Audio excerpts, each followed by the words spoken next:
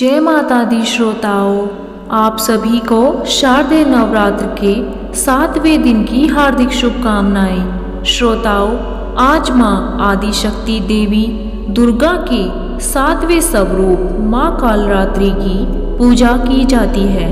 पौराणिक कथाओं के अनुसार देवी के इस रूप की पूजा करने से दुष्टों का विनाश होता है। माँ के इस स्वरूप को वीरता और साहस का प्रतीक माना जाता है।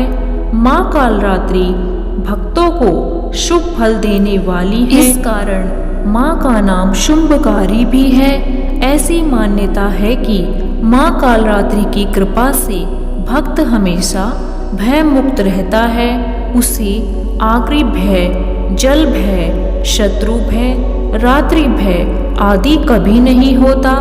माँ कालरात्रि का स्वरूप रात के अंधकार की तरह काला है। माँ का स्वरूप कालरात्रि देवी का शरीर रात के अंधकार की तरह काला है।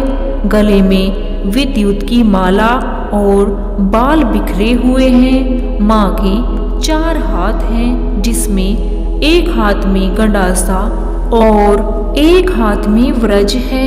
इसके अलावा माँ के 2 हाथ वर मुद्रा और अभय मुद्रा में है। इनका वाहन गदा है।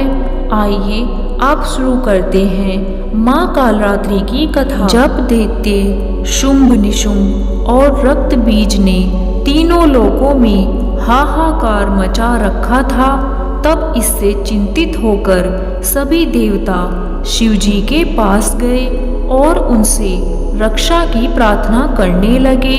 भगवान शिव ने माता पार्वती से राक्षसों का वध कर अपने भक्तों की रक्षा करने को कहा। शिवजी की बात मानकर माता पार्वती ने दुर्गा का रूप धारण किया और शुंभ निशुंभ का वध कर दिया। जब माँ दुर्गा ने दैत्य रक्त बीज को मौत के घाट उतारा, तो उसके शरीर से निकले रक्त से लाखों रक्त बीज दैत्य उत्पन्न हो गए। इससे देख दुर्गा ने अपने तेज से कालरात्रि को उत्पन्न किया। इसके बाद जब माँ दुर्गा ने दैत्य रक्त बीज का वध किया और उसके शरीर से निकलने वाले रक्त को माँ कालरात्रि ने जमीन पर गिरने से पहले ही अपने मुख में भर लिया।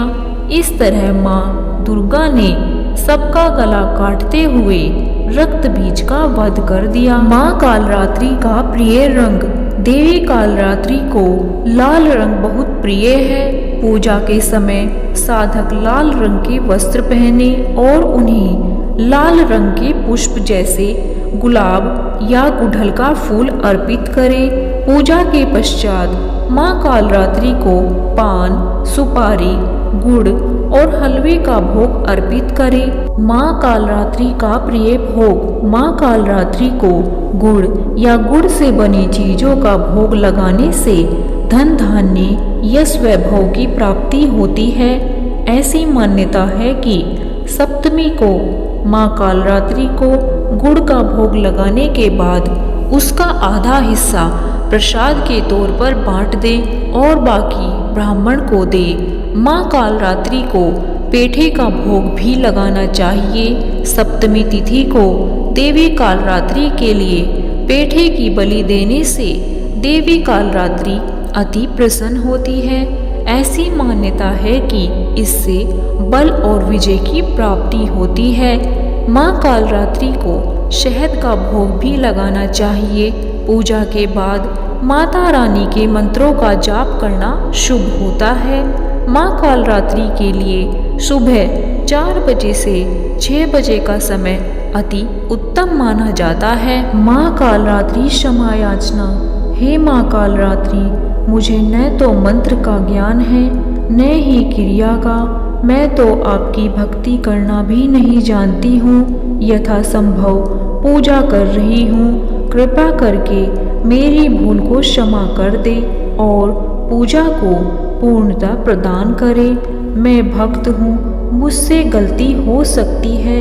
हे माँ कालरात्रि, मुझे क्षमा करे, मेरा अहंकार दूर करे। मैं आपकी शरण में हूँ। जय माँ कालरात्रि।